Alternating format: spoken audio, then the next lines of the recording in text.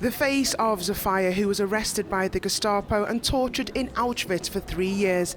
The face of Hoda, who fled the war in Ethiopia to a refugee camp, only to be sexually assaulted twice in the place she sought help.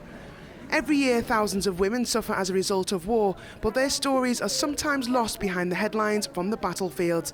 And for the public visiting the War and Women exhibition, they learn that the face of each woman tells its own story. The photographer came to us, her name was Lee Karen Stow. She's a documentary photographer based in Yorkshire. She's worked with us in the past. She worked at the National Museum of Liverpool on an exhibition called 42, Women of Sierra Leone. The images are portraits of women who've been affected by conflict, but they're interspersed with pictures of poppies, which are beautiful, amazing pictures that she's taken of poppies in the wild, all different colours.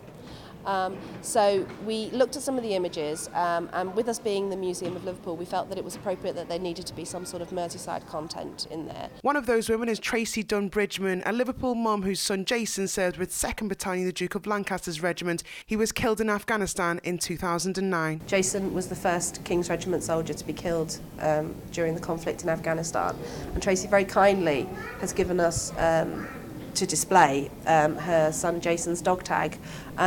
And what's really nice is next to the dog tag is a St Christopher medal that was given to Jason by his great-grandmother Lottie. He was very close to Lottie, and she died the year before Jason, and he kept it with him even though he wasn't supposed to wear it alongside his dog tags.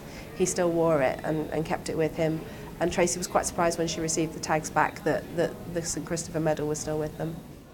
The exhibition also features Colonel Debbie Telford. She was the first female to command Liverpool's 208 Field Hospital, serving in Afghanistan twice.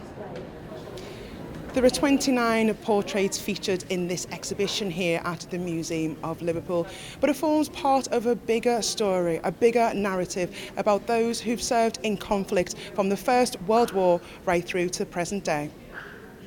So obviously from 2014 to 2018, it's commemorating the centenary of the First World War, 1914 to 18. So we've got a 4-year rolling programme of exhibitions and events. We're working with the local community and with the armed forces communities, looking at other exhibitions and again trying to look at those hidden histories, maybe the untold stories that you wouldn't necessarily expect. And this is Maureen Stow, Karen Stow's mother, who inspired the exhibition after she told her daughter some of the horrors of World War II. At the age of 18, Joy Lofthouse flew Hurricanes and Spitfires during the Second World War.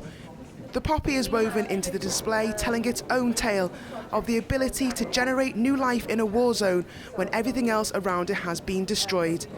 The exhibition will remain here until it moves to the University of Hull in 2016. Jessie Aru-Phillips, Forces News in Liverpool.